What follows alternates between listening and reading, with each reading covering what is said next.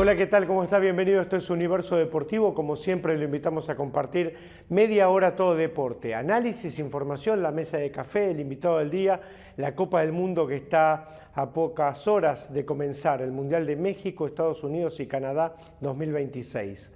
Hoy vamos a hablar justamente del Mundial y por supuesto del tratamiento de los medios, de cómo se ha modificado lo que eran las transmisiones de fútbol o cómo era el periodismo, ¿no? Cómo se lo encaraba el Mundial desde un costado con rigor, si se quiere, deportivo y con una mirada de los partidos, de la táctica, estrategia, y ahora se ha ampliado a muchas voces, a muchas plataformas, a muchas formas de comunicar, muchas basadas en el humor, en el show, en el color que despliegan los mundiales de fútbol.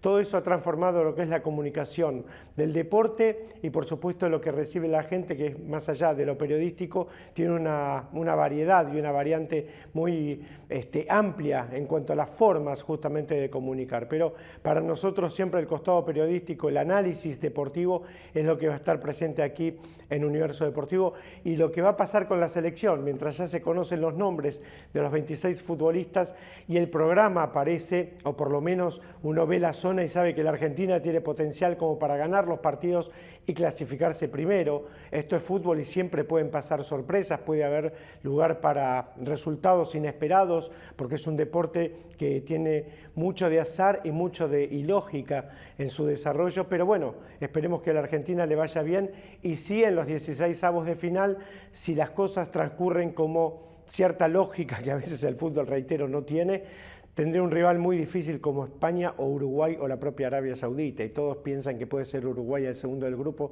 y el clásico del Río de la Plata sería tremendo, como una batalla tan importante y tan decisiva y tan trascendente en 16avos de final. Veremos. De todas maneras son especulaciones, los partidos hay que jugarlos y ganarlos en la cancha. Pero además, por supuesto, tenemos para hablar lo que les comentaba, la evolución de los medios, el tratamiento y la Copa del Mundo por delante. Las siguientes instituciones auspician este programa: ADE, Asociación Dirigentes de Empresa; Fundación de Altos Estudios en Ciencias Comerciales; UCES, la excelencia, un compromiso; Produces, Centro de Producción Integral Multimedia, Radio y Televisión. Vamos a charlar con Sebastián Abrevaya. Es un periodista de raza, de historia, es el hijo de Carlos Abrevaya, que ha sido uno de los grandes periodistas desde el humor, es verdad, pero ha sido uno de los más lúcidos periodistas que tuvo la democracia argentina también en tiempos anteriores, cuando desde su lugar se ocupaba de hacer grandes editoriales basados en el humor. Pero Carlos marcó una época junto a Jorge Ginsburg, Castelo y por supuesto mucha gente, Becerra, que estuvieron junto a ellos, con un periodismo sagaz, incisivo, muy serio, a pesar digamos, del humor que ellos transmitían, ¿no? En el que se basaban para comunicar sus opiniones y su visión de la realidad argentina. Además, el hijo de Carmen, de Carlos y de Carmen, queridísimos amigos de toda la vida. Sebastián es un periodista de pura cepa y puede analizar sobre todo algo que Carlitos le gustaba muchísimo, que eran los medios. Gracias, Sebi, por haber venido. ¿Qué tal, Hernán? Gracias por la invitación. Vos sabés que yo trabajé con tu papá, vos lo sabés, él me dio una gran oportunidad cuando yo era muy joven y empezaba, y fue muy generoso conmigo, y eso siempre lo recuerdo y lo valoro y lo agradezco. Y Carlos, yo le decía, vos tenés, hacíamos un programa de cierto humor, como Vecino Cocos. Sí. Pero desde el humor, sus opiniones, sus reflexiones, sus miradas sobre la cotidianeidad argentina eran muy serias, ¿no? Transmitían muchísimas cosas, era muy profundo. Y siempre decía, Carlos, vos tenés que terminar de alguna manera siendo columnista de un diario, editorialista, porque tenés una mirada muy seria que la transmitís con el canal del humor. Claro. ¿No? Y bueno, y ese programa fue un éxito, él había tenido un éxito rotundo con La Noticia Rebelde, ¿no? Claro, también, sí. Y ahí te formaste vos, Evi, de alguna manera, más allá de tus estudios en el Colegio Nacional de Buenos Aires, el Colegio Numen. Sí, es cierto. Me parece que fue una gran escuela para mí, que lo vi de muy chiquitito y que también lo vi después un poco más grande. Y también marcó una huella, ¿no? También para muchos medios de comunicación, para muchos programas. Recuerdo, por ejemplo, que Mario Pergolini siempre menciona que La Noticia Rebelde fue un poco precursora de lo que fue después Caiga quien caiga, ¿no? Que también tenía un tratamiento humorístico de la información. adaptado a la época, no era lo mismo en el contexto de los 80, la salida de la dictadura y de la primavera democrática, y lo que fue después los 90 con otras características, ¿no? Por ahí un humor más desenfadado, un humor más ácido. Yo creo que bueno, el humor y la forma de tratar la información en los 80 era distinto, pero era muy disruptivo. Veníamos de una situación, obviamente, donde el autoritarismo, la censura, y tratar la información en un espacio y en un entorno noticioso, pero con humor, era muy disruptivo. Y al mismo tiempo, que me parece que es interesante que decís vos, era una forma muy inteligente de llegar a la gente, ¿no? Era una forma de poder generar reflexión, de poder generar pensamiento, porque tenía eso, me parece, una característica de un humor más reflexivo, que te dejaba dando vueltas con una idea y que, bueno, no era solamente entretenimiento por entretenimiento en sí, que no estaría mal, pero que tenía como otro objetivo, ¿no? De provocar algún tipo de pensamiento y de discusión diferente, ¿no?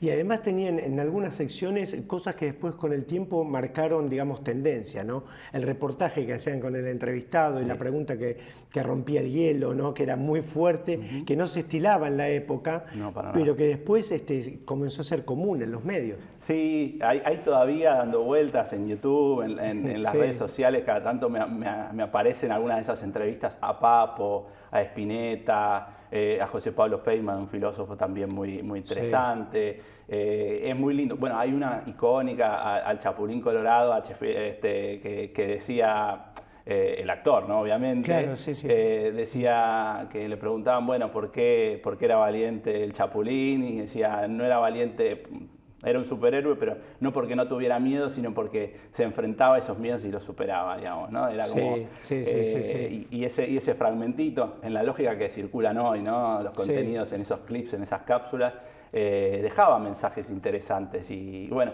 tengo como misión, en algún momento lo voy a hacer, ir a ver los archivos que tengo un poco guardados y ver qué más, porque sé que hay dando vueltas algunas cosas, pero poquito para lo que fue un ciclo de casi 3 años que fue La Noticia Rebelde, ¿no? Vos sabés, Sebastián, que otro de los temas que abordó Carlos, yo lo decía un poco al comienzo, era el análisis de medios, que hoy ya es muy común. Hay hasta medios que se dedican, ¿no? O cuentas de Twitter, que como Chequeado y otras que van viendo el comportamiento de los medios. Y él lo hacía hace 30 o 40 años, ¿no? O más de 30 años seguro. Ya era un adelantado en eso, en ver y en analizar el comportamiento de los medios. Sí, en aquella época se hacía con el recorte del diario impreso, subrayado, pegado sobre una cartulina y se mostraba a cámara, y ahí sobre eso se iba trabajando, ¿no? Pero sí, es muy interesante. También eso es algo que siguió transcurriendo en la radio. Hay mucha lectura de diarios todavía, de medios, mucho consumo, pero esa mirada crítica sobre el tratamiento de la información, sobre cómo visibilizar algunas líneas editoriales, algunas posiciones de algunos medios de comunicación, es algo interesante y es algo que para mí con mucha fuerza, con distintos modos, por ahí más acertados o menos acertados, también se hizo durante muchos gobiernos, ¿no? En algún punto se trató de poner sobre la mesa intereses, ¿no? Intereses de algunos medios que por ahí no los tenían tan claros, ¿no? Porque hoy en día la mayoría de los medios son grupos empresarios, ¿no? Claro. Y eso, bueno, contrasta por ahí con otros nuevos medios o medios más comunitarios o que tienen llamados medios cooperativos o independientes que no tienen esa lógica, digamos, ¿no? Que no tienen por ahí otro tipo de empresas. Por ejemplo, bueno, el más paradigmático, el Grupo Clarín, que es el más grande, que tiene telecomunicaciones, servicios de internet, etcétera. Y eso hace que, bueno, que tenga una complejidad, ¿no? En otra época los medios eran empresas de medios y se dedicaban a eso, nada más. Entonces, me parece que, bueno, eso tiene que ver también con las lógicas más profundas de transformación del capitalismo, ¿no? En algún punto, que exceden al tratamiento de los medios en sí, pero bueno, que se concentra la economía, se concentran esas empresas y tienen mayores intereses y al mismo tiempo mayor influencia, ¿no? Y hoy los medios de comunicación también son una forma de ejercer influencia en la opinión pública, en la dirigencia política, en distintas estructuras, digamos, en distintas formas de intervención en la vida pública. Y bueno, hay que ver, ¿no? Porque eso también fue declinando un poco con las redes sociales, etcétera. Pero bueno, es un escenario mucho más complejo del que había por ahí hace 30, 40 años, donde la oferta de medios de comunicación, de información, era mucho más acotada. Absolutamente, absolutamente. Me piden una pausa, Sebi. Vamos. Seguimos la charla con Sebastián Abrevaya.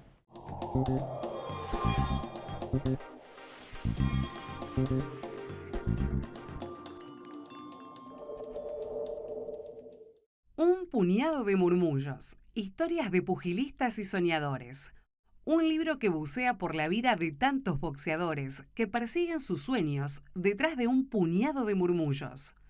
Pedidos a universodeportivo@hotmail.com.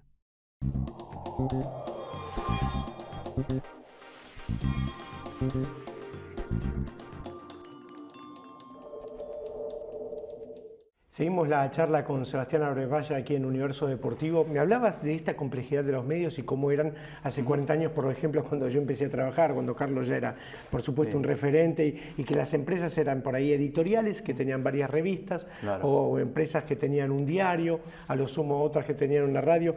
Pero hoy dijiste algo importante, son holdings, y por ahí una empresa, digamos, cementera o lo que fuera, decide comprar un canal de televisión, o decide comprar un diario, o fundar un diario. Es decir, son empresas que tienen otro origen y empiezan a tener un diario como una unidad de negocios más, pero que no tienen, digamos, el nacimiento puramente, origen. Claro, el origen en el sí, y tampoco tienen entre sus objetivos, también sumo, bueno, la política también está muy involucrada, sí, claro, hay sindicatos que por sí. ejemplo tienen influencia o son propietarios de medios de comunicación. El más paradigmático es el del Súter de Víctor Santamaría, que tiene el Grupo Octubre, donde está Página 12, Argentina 12. Pero bueno, también está el Grupo Olmos, que también está vinculado a Crónica. Hay bastante influencia, ¿no? Como que creo que hay un entramado de relaciones que, bueno, que hacen que sea muy diferente el tratamiento de la información, a veces los intereses que se defienden.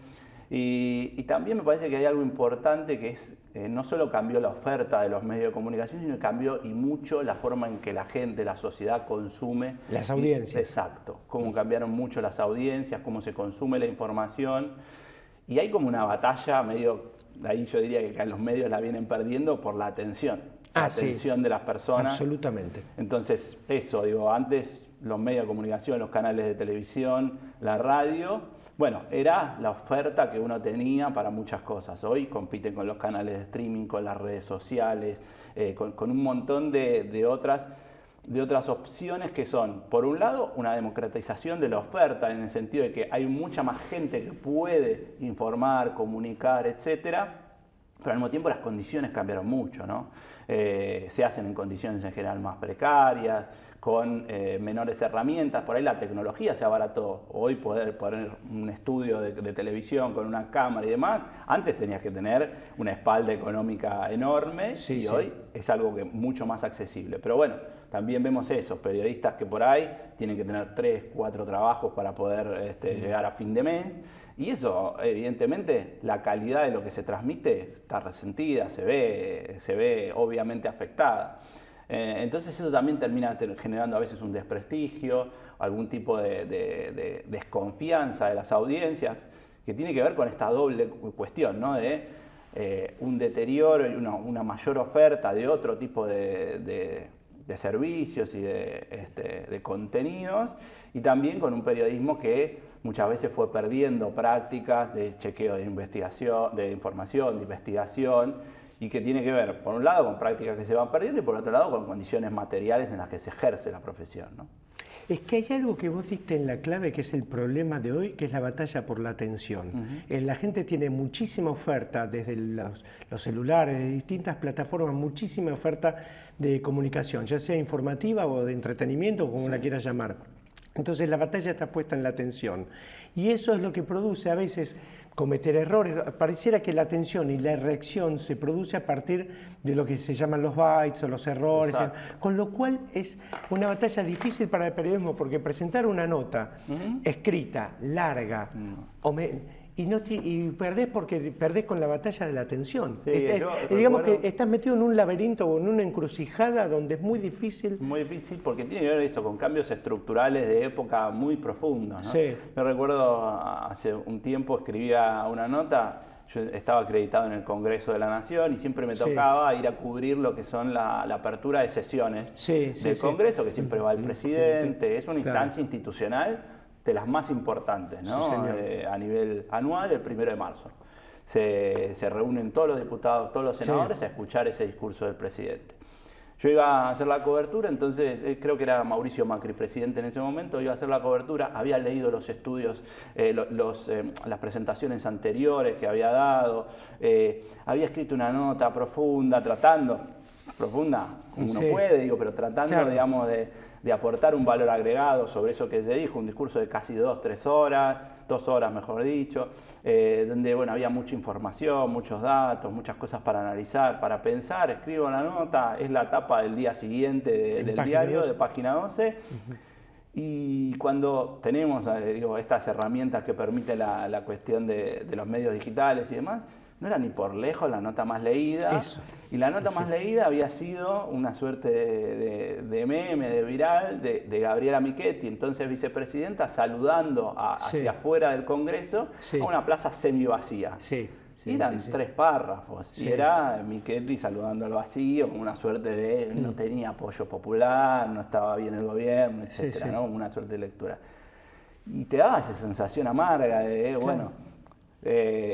tampoco uno puede culpar a la gente en algún punto, porque bueno, la gente también seguro tiene muchos otros problemas, por ahí no quiere o no puede, está en una situación difícil, necesita por ahí desconectarse, conectarse con cosas que sean más agradables, más entretenidas.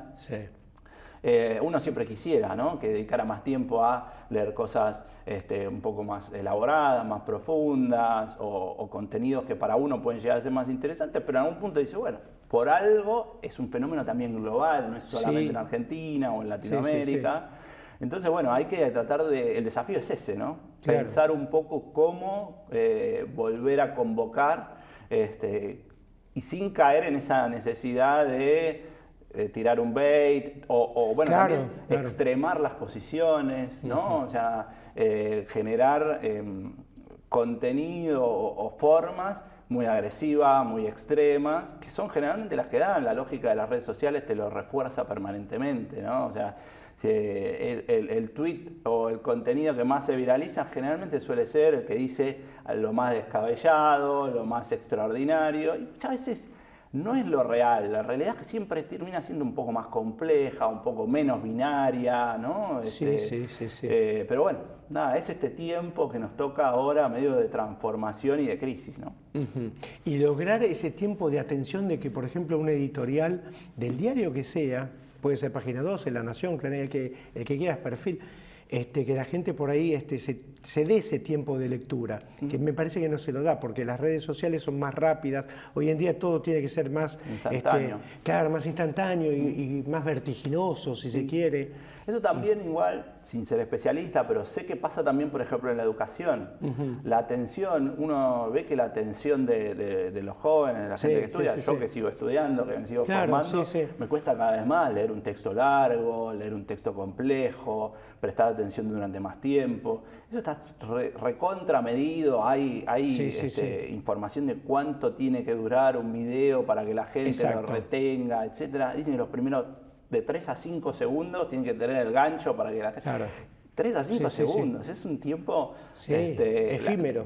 La aceleración, la velocidad con la que estamos viviendo, sobre todo en áreas urbanas, digo, no quisiera tampoco hacer una generalización, porque sería también injusto, pero sí hay un gran porcentaje de la gente, de la población, que de alguna manera va entrando en ese ritmo muy acelerado, muy vertiginoso, y donde todo es medio fugaz y efímero. Los entrenadores me dicen que a los jugadores de fútbol, cuando le dan alguna instrucción o les mandan videos videos tienen que ser cortos, precisos, porque el jugador si mira por WhatsApp le mando, mira, esta jugada que la haces siempre por izquierda, metete por el medio, con 3 ejemplos y rápido porque la atención se les cae, lo mismo en la charla técnica y demás. Pero me decías algo fuera del micrófono que me parece que vale la pena profundizar, que es que el periodismo está golpeado y que al margen de toda esta situación de las empresas, de los holdings, de que si los medios deben ser públicos, privados, mixtos, fuera de esa discusión, la profesión está golpeada, Sebi.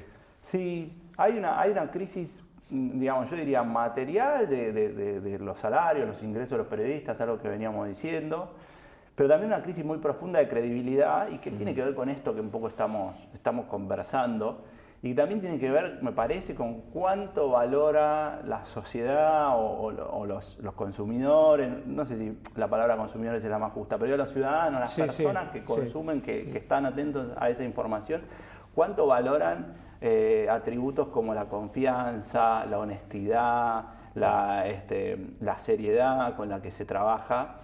Y que creo que eso es muy importante en el periodismo, en muchas profesiones que también se ven golpeadas, pero en el periodismo más todavía, ¿no? Hay dicho que, bueno, el principal valor que tiene un periodista es la credibilidad. Absolutamente, sí. Y hoy en día hay muchos periodistas que dicen una cosa y tranquilamente pueden decir otra al rato. Sí, en la misma oración. En la misma oración o de un día para el otro, cambiar muy rápido de posición. Eso no vemos que esté muy penalizado, castigado o que tenga muchas consecuencias, digamos, ¿no? Sí. No quiere decir que no pueda cambiar de opinión, por supuesto, pero sí que, bueno, hay ahí algún problema que tiene que ver eso con la honestidad que se ejerce en algunas tareas. Y eso sobre todo en algunos casos que es más visible. Yo creo que hay un gran porcentaje o una amplia mayoría de los periodistas que por ahí no son los que conoce el gran público, la gente, digamos, ¿no? Por ahí uno conoce las figuras, pero digo, los redactores de los sitios, de los portales web y demás, muchas veces son periodistas que trabajan con convicción y que lo hacen honestamente, de acuerdo a sus creencias. Me parece importante lo de la honestidad versus la objetividad, digamos, ¿no? Claro. Porque yo no creo que el periodismo tenga que ser neutral o desideologizado, pero sí honesto, digamos, hablar desde las propias convicciones, me parece como mucho más transparente y que pueden, en ese caso, generar un vínculo de confianza con la persona, por más que no coincida con lo que la persona o el periodista está diciendo, ¿no? Sí, estoy de acuerdo. Pero hay algo también que le pasa al periodista individualmente, que ha perdido la credibilidad y casi que la hemos perdido todos, porque yo observo últimamente que si decís algo desde la convicción y desde la honestidad, si el receptor no le gusta, y esto tiene que ver con la noticia deseada, ¿no? Si no le gusta, sos un ensobrado, o sos o estás dentro de un negocio con esa persona, es decir, es muy delicado el tema. Porque... Sí, me parece que es un ejercicio democrático muy importante tratar de exponerse a posiciones y a información que no coincida con lo que uno cree, y que eso es un ejercicio, digamos, muy costoso en términos de tiempo, de poder, digamos, requiere un esfuerzo, porque es más fácil. Claro. Bueno, escuchar a los que piensan como yo, a ver qué dicen, claro, que repiten lo que yo pienso y confirmarlo, pero parece que es un ejercicio que nos hace mejores personas, que nos hace mejores ciudadanos, poder ponernos en contacto, siempre con la salvaguarda de que sean discursos que no sean de odio, que no sean violentos, que no sean agresivos, digamos, como que hay que poner una tolerancia más acotada, digamos, pero parece que ese es un ejercicio importante para hacer. Y como decís vos, que partan desde la honestidad, desde la honestidad intelectual, por lo menos, ¿viste? Que uno sepa que lo está diciendo desde el sentimiento y no por otra razón. Sí, eso es importante. Para mí... Es como importante poder tratar de identificar y sentirse. Yo tengo un montón de periodistas que sigo, que leo, que por ahí no coincido, pero que los escucho precisamente porque sé que lo dicen en función de sus convicciones y eso me parece que es valioso. Yo creo que además hay algo que tiene que ver con haciéndonos cargos, ¿no? Haciendo autocrítica. Carlos hacía mucha autocrítica en nuestra labor, que hemos durante mucho tiempo cometido errores, algunos importantes, también errores involuntarios, pero el opinar sin tener demasiados fundamentos o el hablar de temas donde no se sabía tanto, es decir, el periodismo también, o los periodistas muchas veces hemos cometido errores, ¿no? Que ahora son muy marcados y hasta perseguidos desde las redes, pero bueno, también hay que hacerse cargo de esta parte. Sí, eso sí. Yo creo que ahí hay una cuestión que también la mencionaba un poco antes, que tiene que ver con las condiciones en las que se hace. Porque hoy, o sea, un periodista que tiene que estar 3 horas al aire en una radio, todos los días, hablando. Y después, por ahí, no tiene el tiempo de preparación para que todo lo que dice sea efectivamente chequeado. Muchas veces los tiempos son digo, esta lógica de el minuto a minuto, la primicia, el dato al instante y demás. Esa lógica atenta contra un periodismo más informado, más confiable, más riguroso. Y también eso, el consumo de la información. Bueno, si vos ves que vos haces un programa en donde tratás la información de una manera más seria, por ahí seria no en el sentido de aburrida, pero sí rigurosa, digamos, con más profundidad, con más complejidad, con más densidad. Y bueno, probablemente no sé si te va a ir muy bien en términos de audiencia. Y entonces el dueño del medio en donde vos estés trabajando, bueno, hay que ver hasta qué punto sostiene ese programa. Claro. Entonces ahí... Porque necesita resultados, ¿no? Necesita resultados, también, y también es entendible, bueno, es una empresa en general. Me parece que ahí también hay que meter otra variable en el análisis, que es cómo sociedad valoramos la diversidad y la importancia de que haya distintos puntos de vista que puedan expresarse, que puedan tener su voz, su lugar, o si dejamos todo librado a esto. El que consume más, tiene más recursos, tiene más plata y demás. Y entonces, bueno, se entra en una lógica que no se sabe bien hasta dónde llega. Me parece que las democracias que crean, digamos, sistemas más diversos, con que de alguna manera los fomentan, también tiene sus complejidades, porque dice, bueno, el Estado después, o que sería el Estado el que tendría que poder de alguna manera garantizar esa pluralidad, que haya cierta diversidad. Bueno, ¿cómo lo hace? ¿Lo hace por favoritismo? ¿Lo hace por una línea política que lo termine beneficiando al que esté de turno en el gobierno? Bueno, hay que establecer criterios, habría que ponerse... Es medio contraintuitivo hoy, en un momento en donde eso precisamente está muy en discusión, pero yo creo que recuperar esas cuestiones es importante. Gracias, Sebastián. Fue un placer tenerte aquí. Por favor. Sebastián Abrevaya en Universo Deportivo, que cierra de esta manera. Las siguientes instituciones auspician este programa: ADE, Asociación Dirigentes de Empresa; Fundación de Altos Estudios en Ciencias Comerciales; UCES, la excelencia, un compromiso; Produces, Centro de Producción Integral Multimedia, Radio y Televisión. Muy bien, así llegamos al final de Universo Deportivo. Recuerde que durante la Copa del Mundo estaremos junto a la selección argentina, vamos a acompañar sus partidos y por supuesto tendremos espacio para la reflexión, para el análisis, para todo lo que tiene que ver con el contenido deportivo del desarrollo futbolístico de la selección nacional. Por eso lo invitamos, como siempre, a seguir en Universo Deportivo para continuar ahora con el equipo de todos, la selección argentina. Por su paciencia, por su atención, muchísimas gracias y hasta siempre.